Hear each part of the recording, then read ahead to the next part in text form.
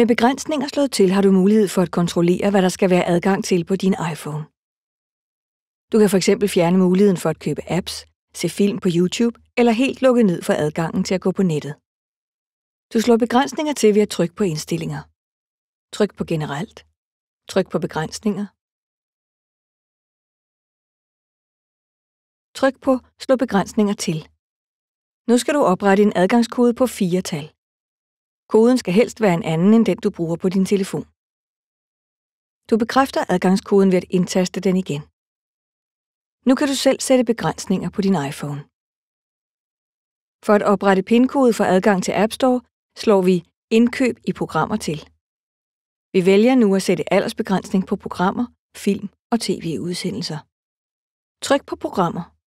Vi vælger, at aldersgrænsen skal være 4+. Sådan. Nu er det ikke længere muligt at downloade programmer, der overstiger aldersgrænsen. Vil du børnesikre din mobil, kan du downloade en app som AVG Family Safety. Så kan du undgå, at dine børn får adgang til voksenindhold og holde øje med, om de bliver mobbet. Eller om de søger efter ting på nettet, der ikke matcher deres alder. Du finder appen i App Store.